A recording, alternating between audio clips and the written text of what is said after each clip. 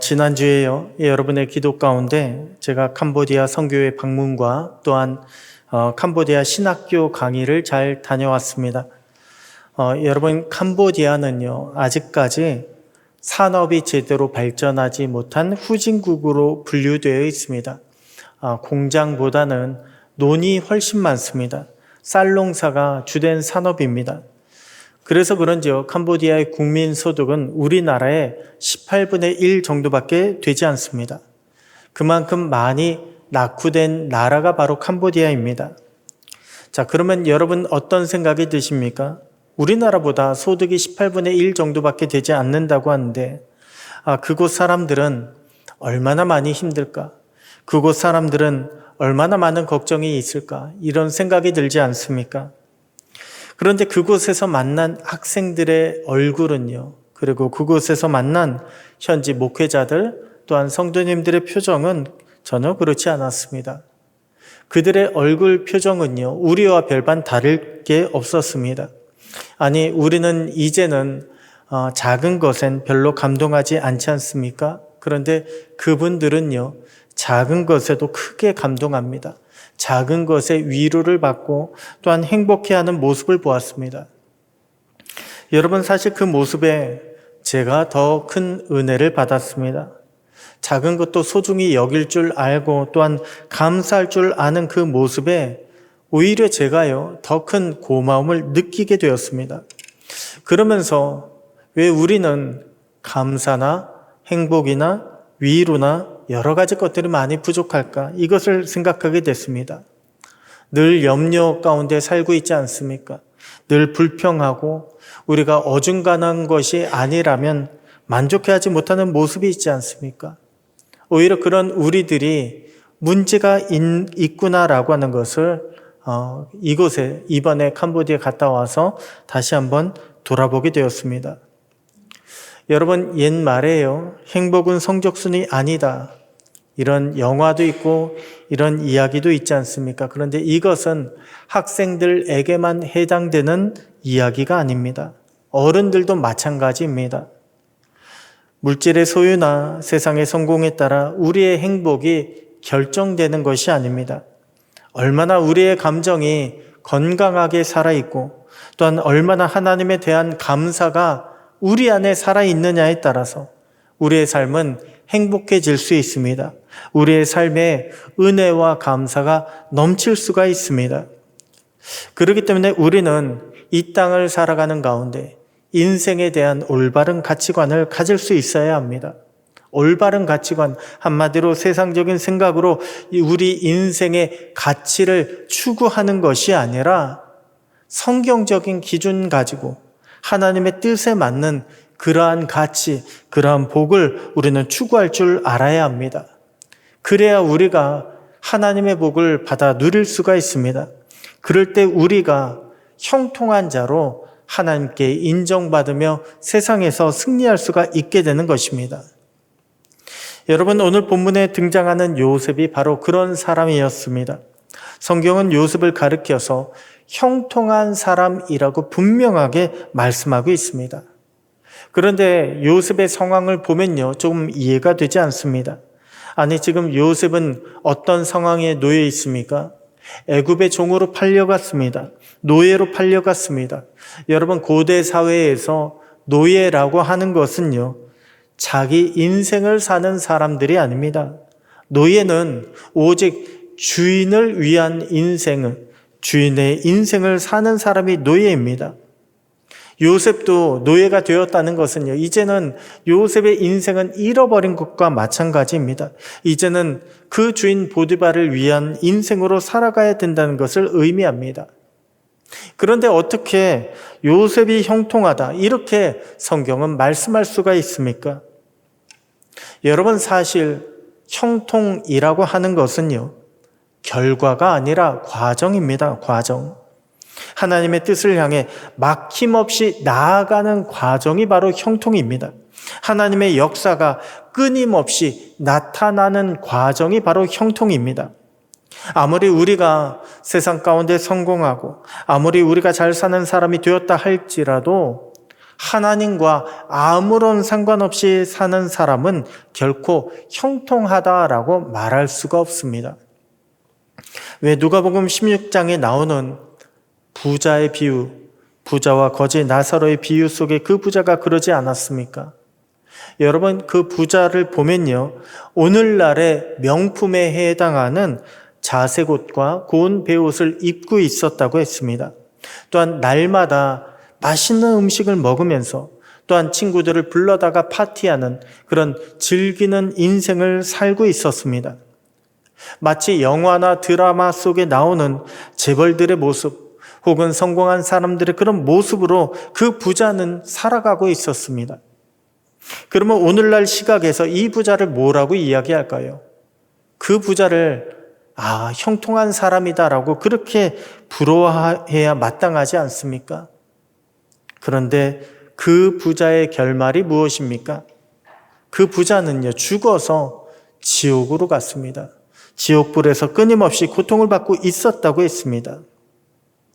여러분, 만약 우리의 인생의 결말이 그러하다면요, 이 땅에서는 성공한 사람으로, 부러워할 것 없는 그런 사람으로 똥똥거리며 잘 살았지만 우리의 인생의 결말이 그러하다면 우리는 그 사람의 인생을 형통한 삶을 살았다라고 이야기할 수 있겠습니까?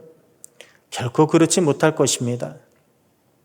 여러분, 오늘 본문에서 성경이 요셉을 형통한 자라고 말씀하는 이유도 바로 여기 있습니다. 지금을 보지 말라는 거예요. 지금의 상황을 보지 말고 하나님의 뜻이 이루어질 미래를 보라는 것입니다. 지금의 사람의 형편을 보지 말고 그 사람을 움직이시는 하나님을 바라보라는 것입니다. 그럴 때 진짜 형통이 무엇인지 우리는 깨달을 수가 있게 되는 것입니다. 장차 받을 그 영광을 생각하며 현재 우리가 처한 그 모든 고난과 역경을 이겨낼 수 있게 되는 것입니다. 자, 그러면 우리는요, 어떻게 해야 하나님의 형통한 자가 될 수가 있을까요? 우리가 형통한 복을 받기 위해서는 우리에게 무엇이 필요할까요? 오늘 본문을 통해서 살펴보면요, 먼저는 꿈이 기도로 바뀌어져야 합니다. 무슨 말입니까? 꿈만 꿔서는 안 된다는 거예요. 내 욕심만 부려서는 안 된다는 것입니다. 우리는 내 꿈을 놓고서, 내 비전을 놓고서 기도할 줄 알아야 한다는 것입니다. 그렇게 기도할 때에 내 꿈이 하나님의 비전으로 바뀌게 됩니다. 내가 이것이 꿈인 줄 알았는데 나의 꿈, 하나님이 나를 향한 그 꿈은, 그 비전은 여기 있구나. 그것을 깨닫게 된다는 것입니다. 우리가 하나님의 꿈을 깨닫게 되면요, 그 꿈을 향해서, 그 비전을 향해서 나아가게 됩니다. 그러면 그때서부터 하나님의 인도가 시작됩니다. 그때서부터 하나님의 모든 길을 열어주십니다. 그것이 바로 형통이라는 것입니다. 여러분도 잘 아시다시피요, 요셉은 꿈의 사람이었습니다. 요셉은 정말 꿈을 많이 꾸었습니다. 그리고 그것을 눈치도 없이 이야기를 해서 형들의 미움을 사기까지 했습니다. 그런데 그 꿈의 내용이요, 평범하지가 않습니다. 11번째 아들로 태어난 요셉이, 아니 형들뿐만이 아니라 아버지와 어머니께도 절을 받는다는 것입니다. 한마디로 절 받는 사람, 집안의 리더가 된다는 그런 꿈을 꾸었습니다. 요셉은 그 꿈을 꾸고 어떻게 했습니까? 요셉은 그 꿈을 꾸고서요, 나가서 자랑을 했습니다. 사실 요셉이 그 꿈의 내용이 뭔지 몰랐겠습니까? 아니, 형들도 그 꿈의 내용을 듣자마자 내가 참으로 우리의 왕이 되겠느냐라고 그렇게 화를 내었는데 요셉이 그 꿈을 몰랐을까요? 요셉은요, 그 꿈을 몰라서 형들에게 철없이 이야기한 것이 아닙니다. 요셉은 자랑하기 위해서 그 꿈을 이야기한 것입니다. 내가 집안에 이러한 리더가 되는 꿈을 꾸었다. 여러분, 당시에 요셉은요, 그 꿈이 자기의 꿈이라고 그렇게 생각을 했습니다. 요셉을 통해서 이루고자 하시는 하나님의 비전이라고는 생각을 하지 못했습니다. 그래서 요셉은요, 그 꿈을 놓고서 기도하지도 않았습니다. 그리고 요셉은 애굽에 팔리게 되었습니다. 요셉은 그 모든 것이 너무나도 무서웠을 것입니다. 애굽에서 겪는 그 모든 것들이 다 버겁고 또한 고통스러웠을 것입니다. 그래서 요셉은요, 애굽에 팔려가서 기도하기 시작합니다. 처음에는 하나님 빨리 저를 집으로 되돌려 주십시오라고 그렇게 집에 돌아갈 것을 놓고 기도했습니다. 하나님 저를 이 지옥 같은 생활에서 벗어나게 해주십시오. 현재의 상황을 놓고서 기도했을 것입니다. 그런데 그 와중에도요, 요셉은 계속해서 꿈을 꿉니다. 이제는 두 번 다시 형들을 만나서 형들의 절받을 일도 없을 것 같은데 요셉은 자신의 고향에서 꾸었던 꿈과 똑같은 꿈을 이 애굽 땅에 종으로 팔려와서도 똑같이 꾸게 되었습니다. 그제서야 요셉은요, 꿈을 놓고 기도하기 시작합니다. 하나님, 이 꿈이 무엇입니까? 하나님, 저에게 이 꿈을 보여주시는 이유가 무엇입니까? 그리고 그 꿈이요, 자신의 꿈이 아니라 하나님의 비전이라는 것, 하나님의 계획이라고 하는 것을 깨닫게 되었습니다.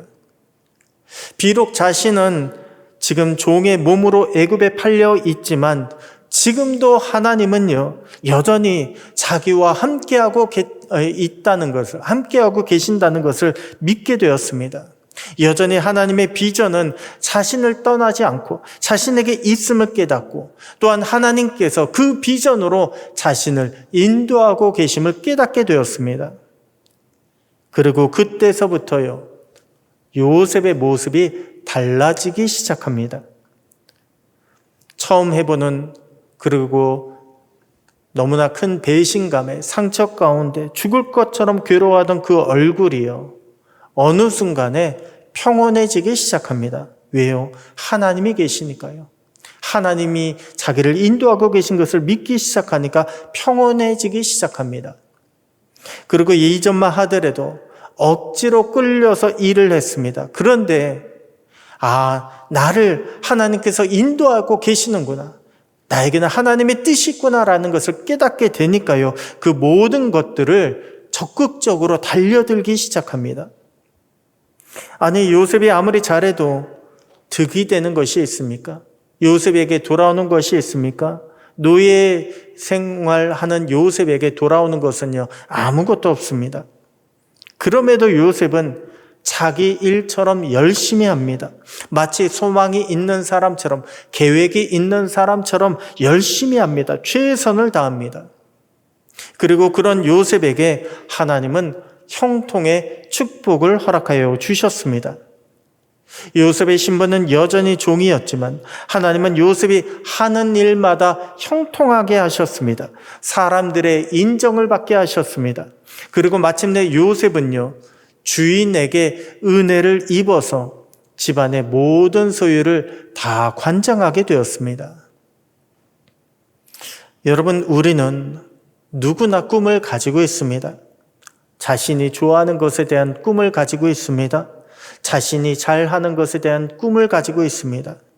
그런데 우리에게는요, 또 다른 차원의 꿈이 있습니다.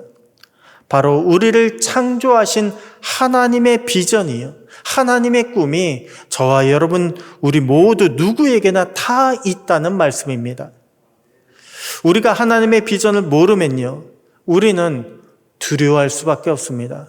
이 땅을 살아가는데 하나님의 뜻도 모르고 하나님의 비전도 모르고 목표도 모르면 우리는 나 혼자 이것을 어떻게 헤쳐나가나 두려워하고 힘들어할 수밖에 없습니다. 실패할 수밖에 없습니다. 하지만 우리가 우리를 향한 하나님의 비전을 깨닫게 되면요, 그때서부터는 하나님만 바라보고 나아갑니다. 하나님께 우리는 힘과 소망을 얻을 수 있게 됩니다. 그리고 우리가 그 꿈을 향해서 포기하지 않고 인내하며 나아간다면 마침내 그 꿈을, 하나님의 뜻을 이룰 수 있게 되는 것입니다. 오늘 저와 여러분의 가정에 하나님의 비전을 놓고서 기도하는 그런 기도의 역사가 일어나게 되기를 소원합니다. 그래서 요셉처럼 역경과 고난에 굴하지 아니하고 마침내 하나님께서 형통하게 하셨다, 하나님의 형통의 복을 받아 누리는 저와 여러분 모두가 되시기를 주님의 이름으로 축복합니다. 다음으로 우리가 요셉처럼 형통한 사람이 되기 위해서는, 변화되기 위해서는 무엇이 필요할까요? 자랑이 나눔으로 바뀌는 그러한 과정이 필요합니다. 여러분, 형통이라고 하는 의미는요, 막히지 않는 것을 뜻합니다.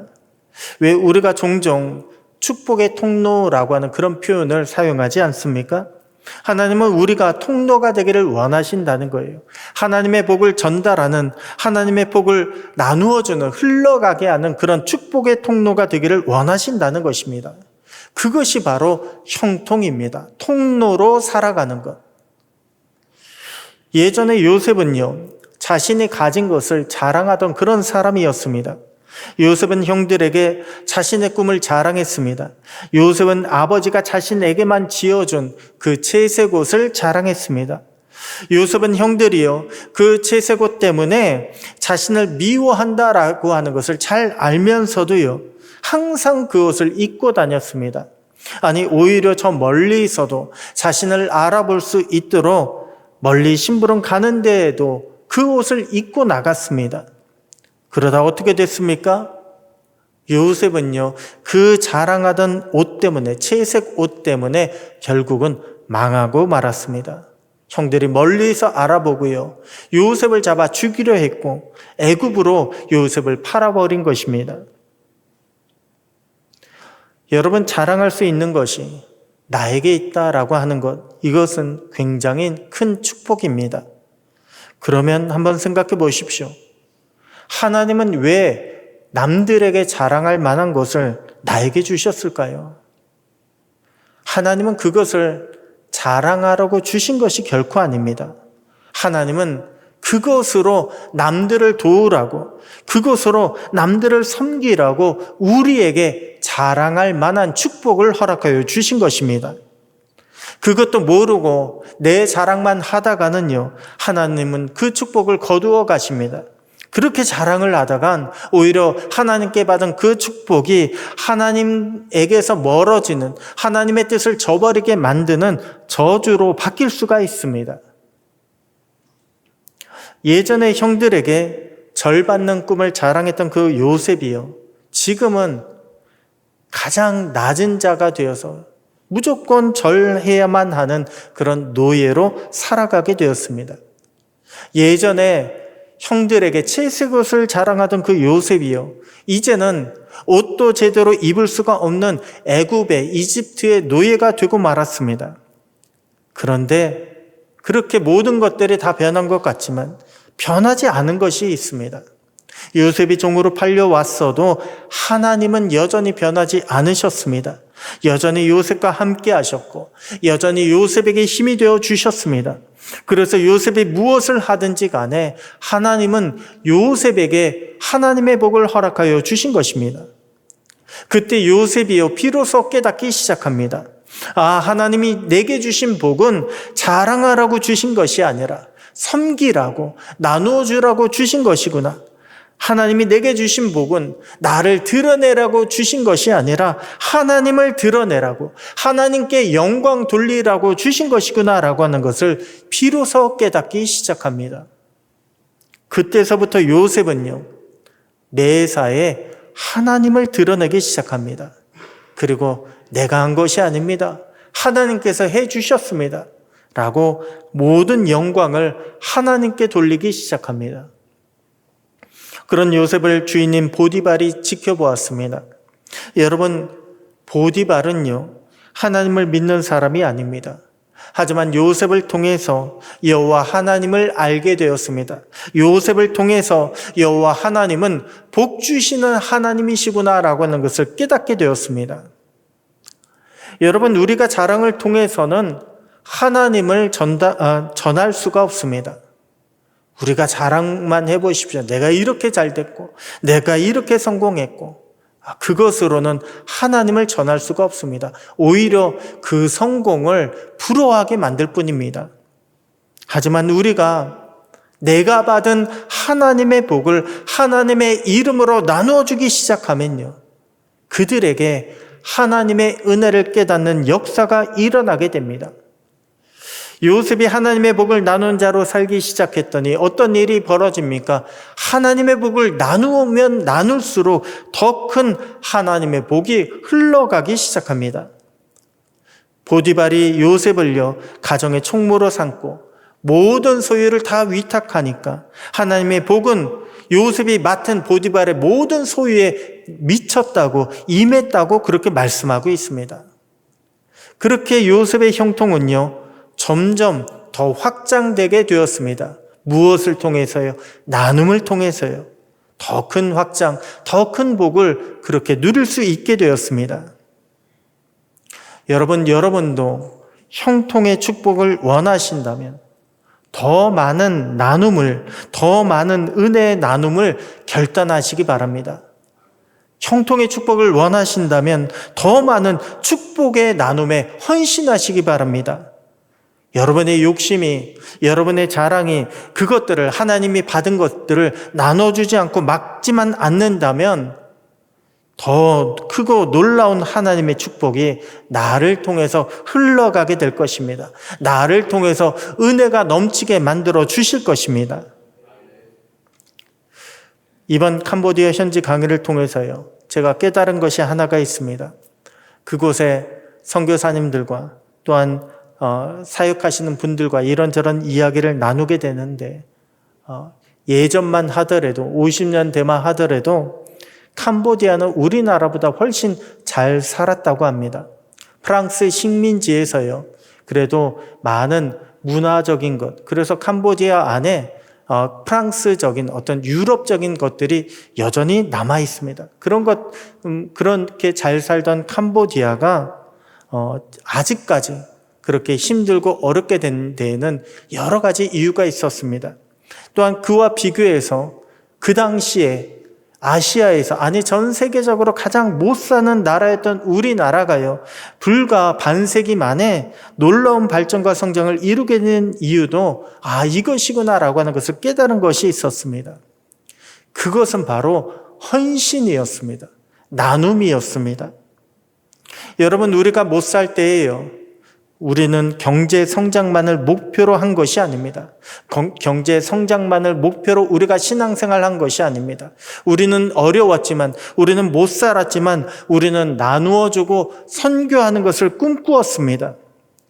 여러분, 우리나라를 보잖아요. 전 세계적으로 볼 때 우리나라만큼 기독교가 성장한 나라가 없습니다.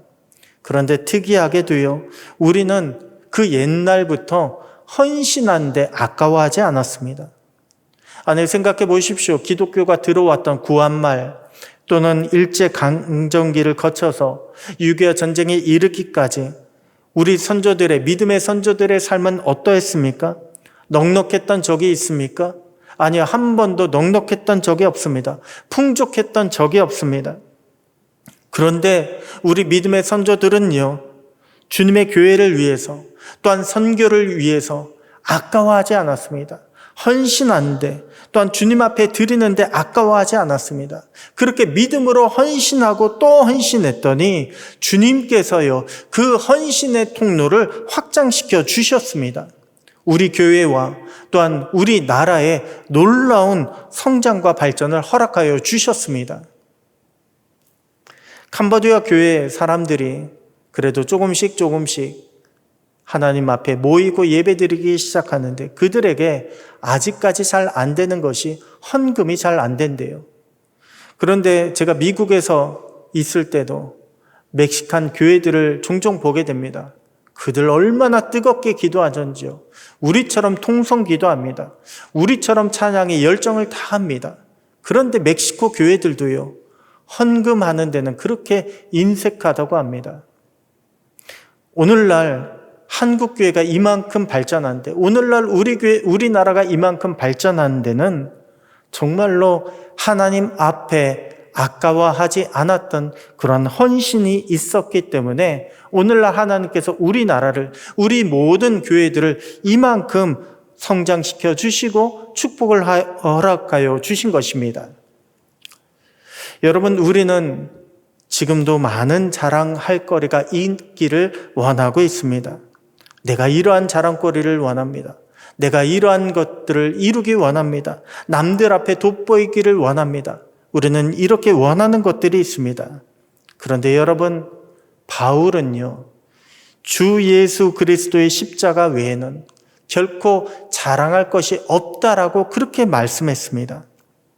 우리도 다른 것, 내가 가진 물질, 내가 가진 지위, 내가 가진 그 모든 학벌들을 자랑할 것이 아니라 오직 우리 주님만을 자랑하고 우리 주님께만 영광 돌리는 그런 복음의 통로, 축복의 통로가 다 될 수 있게 되기를 소원합니다. 그렇게 살아감으로 우리 주님 앞에 더 크고 더 귀하게 쓰임받는 저와 여러분 모두가 되시기를 우리 주님의 이름으로 축복합니다. 마지막으로 본문은요, 우리가 형통한 자로 살아가기 위해서 무엇이 필요하다고 말씀하고 있을까요? 형통한 자로 살기 위해서는 시험이 연단으로 바뀌는 그런 기적이 필요하다고 말씀하고 있습니다. 여러분, 형통은 결과가 아니라 과정이라고 제가 말씀드렸습니다. 형통은 지속이 될 때 형통이지 잠깐 형통했다가 마는 것, 그것은 형통이라고 말할 수가 없습니다. 그러므로 우리가 형통한 자로 살기 위해서는요, 시험에 결코 넘어가서는 안 됩니다. 끊임없이 찾아오는 그 모든 시험을 이겨낼 수 있도록 우리는 강해져야 됩니다. 연단받아야 합니다. 보디발의 집에서 형통한 자로 인정받기 시작한 요셉에게 드디어 시험이 찾아오기 시작합니다. 주인의 아내가요, 젊고 잘생긴 요셉을 유혹하기 시작한 것입니다. 당시 요셉의 나이가 아마도 가장 육신의 유혹에 넘어가기 쉬운 20대 초반이었을 것입니다. 게다가 요셉은 가정의 모든 것들을 다 관리하고 있었습니다. 마음만 먹으면요, 다른 사람들을 내보내고 아무도 모르게 주인의 아내와 간통의 죄를 저지를 수도 있었을 것입니다. 그런데 요셉은 주인의 아내의 유혹에 뭐라고 대답을 합니까? 내가 어찌 이 큰 악을 행하여 하나님께 죄를 지으리까라고 그렇게 대답합니다. 여러분, 여기 보면요, 시험의 본질이 무엇인지 정확하게 알 수 있습니다. 시험의 본질이 무엇입니까? 시험의 본질은요, 하나님께 죄를 짓는 것이 시험의 본질입니다. 많은 분들이 시험이라고 하면 그 시험의 내용, 유혹의 내용을 생각합니다. 아, 이것은 정욕에 관한 시험인가? 물질에 관한 시험인가? 명예에 관한 시험인가? 아, 내가 이것들을 과연 이길 수 있을까? 이렇게 그 시험의 내용을 주로 생각합니다. 하지만 여러분, 시험의 본질은요, 오직 하나입니다. 하나님 앞에서 죄를 지을 것인가 말 것인가, 이것밖에 없습니다. 시험에 넘어가게 되면요, 우리는 죄를 짓게 됩니다. 죄를 지어서 하나님과의 관계가 깨어질 수밖에 없습니다. 그러면 하나님의 길에서 벗어나게 됩니다. 하나님의 뜻을 결국 이룰 수 없게 됩니다. 이것이 바로 형통에서 벗어나게 만드는, 형통하지 못하게 만드는 시험의 내용인 것입니다. 여러분, 형통의 길은요, 다른 것이 아닙니다. 형통으로 가는 길은 목자 되신 우리 주님만 쫓아가는 거예요. 목자 되신 우리 주님을 놓치지 않는 것입니다. 마치 시편 23편에 시냇가에 심은 그런 나무처럼 우리 주님에게서 떨어지지 않는 것, 이것이 바로 형통의 길입니다. 그러면 어떻게 됩니까? 시냇가에 심은 나무가 철을 따라 열매를 맺게 되고 그 잎사귀가 마르지 않게 되고 또한 그가 하는 모든 일이 다 형통하리로다, 이렇게 말씀하신 시편의 말씀처럼요, 우리가 주님에게서 떨어지지만 않게 되면 우리 주님으로 인하여 형통의 축복이 우리에게 허락되어진다는 것입니다. 주인의 아내는 날마다 요셉을 유혹했습니다. 하지만 요셉은요, 시험이 온다고 불평하거나 원망하지 않았습니다. 오히려 그 시험의 때마다 하나님을 더 깊이 찾고 하나님을 의지하는 연단의 시간으로 바꾸어 놓았습니다. 내가 이것에도 하나님을 찾아서 내 이 시험에 넘어가지 말아야지. 그렇게 자신의 믿음을 연단시켜 나갔습니다. 그런 연단이 요셉이 억울하게 감옥에 가서도 쓰러지지 않도록 그렇게 만들어 놓았습니다. 그런 연단이 마침내 요셉으로 하여금 애굽의 총리가 되어서 가족을 구원하고 민족을 구원하는 하나님의 뜻을 이루도록 만들어 놓았습니다.